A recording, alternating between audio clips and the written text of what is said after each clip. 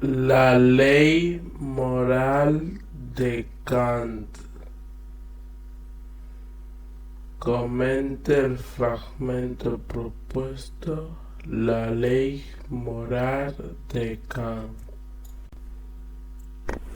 El fragmento objeto de comentario pertenece a la fundamentación de la metafísica de las costumbres, que es,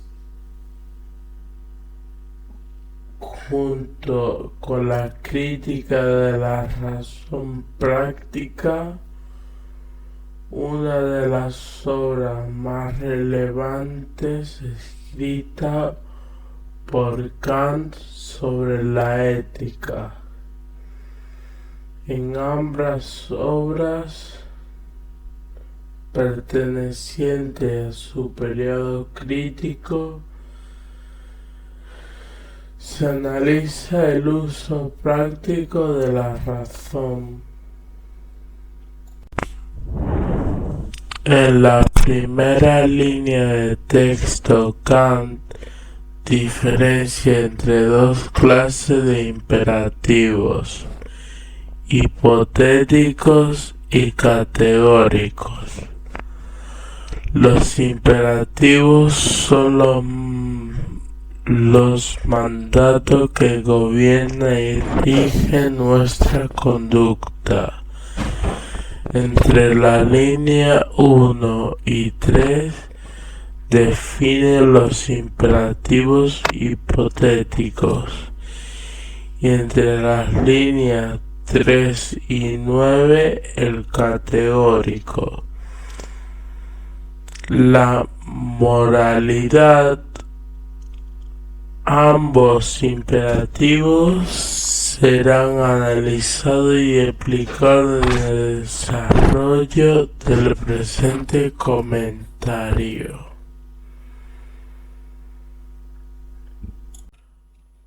Marco histórico y filosófico de su época. Para comprender la problemática del texto y la cuestión temática, conviene situar en primer lugar a Kant en su marco histórico y filosófico. Kant es un pensador ilustrado en cuya obra se integran las dos corrientes fundamentales de la filosofía moderna: racionalismo y empirismo. La Ilustración es una época del pensamiento occidental que se caracteriza por la confianza en el poder de la razón humana y que se desarrolla en el siglo XVIII, el siglo de las luces. Representa una ideología optimista y una cultura elaborada por la burguesía europea en su lucha contra el absolutismo y la nobleza. Se desarrolla en un periodo comprendido entre la Revolución Inglesa y la Revolución Francesa, que se supone el fin del antiguo régimen. Se inicia en Inglaterra y se extiende más tarde por Francia y Alemania. La razón ilustrada se presenta como una facultad autónoma y soberana, no limita o tutelada por ninguna instancia ajena a ella misma. Esta razón permite a los seres humanos liberarse de las cadenas de la tradición, la ignorancia y la superstición.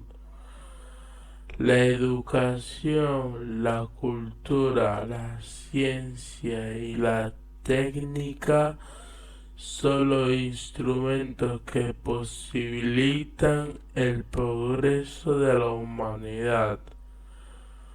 Como afirma el propio Kant, la ilustración es la salida del hombre de su autoculpable minoría de edad. Ten el valor de sentirte de tu propio entendimiento.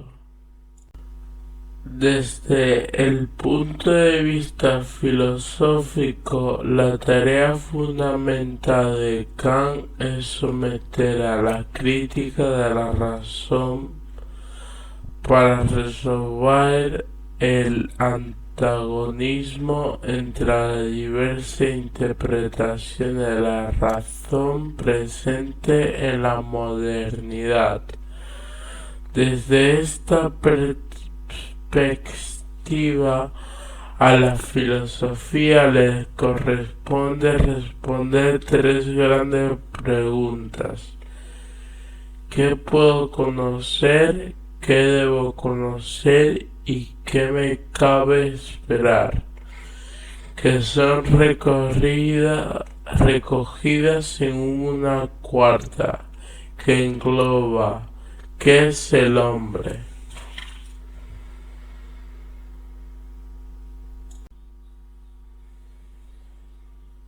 Desarrollo de la cuestión a partir del comentario: los límites del conocimiento en Kant.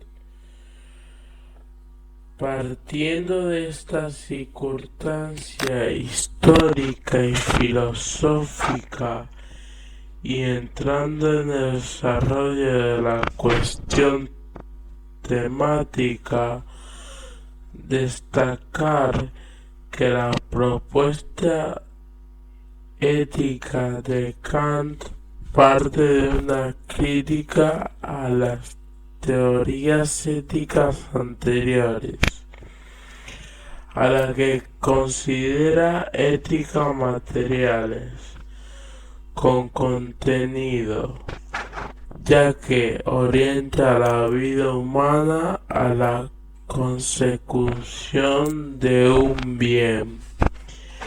Estas éticas tienen las siguientes características: son teleológicas, orientadas a alcanzar un fin; son éticas empíricas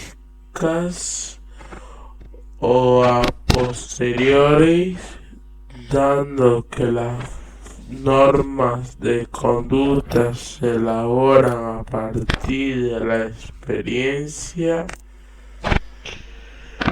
Sus imperativos son hipotéticos o condicionales.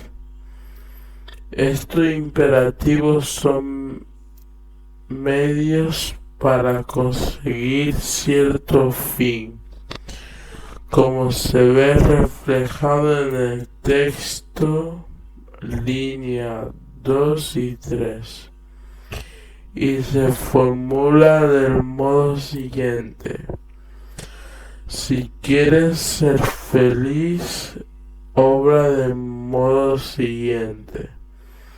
Son heterónomas, no es el sujeto el que se da a sí mismo la norma moral, sino que la recibe desde fuera, de la propia razón. Ejemplos de éticas materiales serían la ética eudemonista, monista de Aristóteles, hedonismo de Epicuro o el utilitarismo de J.S. Mill. Esta ética, la propuesta kantiana, es una ética racional y formal, sin contenido. Es una ética a priori, independiente de la experiencia, universal y necesaria. Sus imperativos son categóricos, absolutos e incondicionados. Es autónoma. Es el propio ser humano quien determina la ley moral.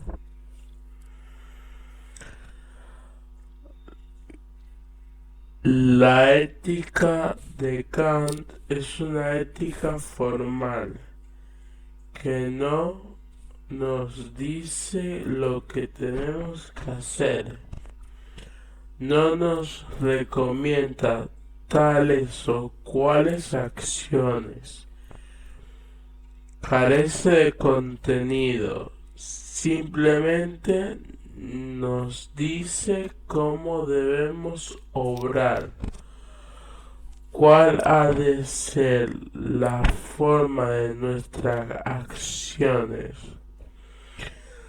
la razón de que ello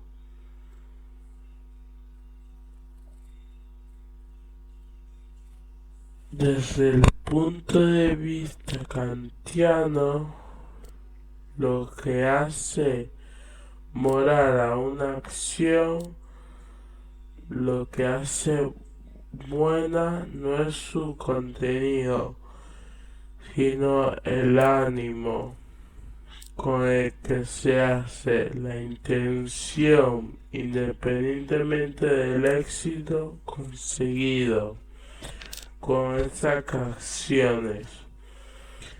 Como explica Kant en el texto, lo esencialmente bueno de la acción consiste en el ánimo que a ella se lleva, sea el éxito el que fuere.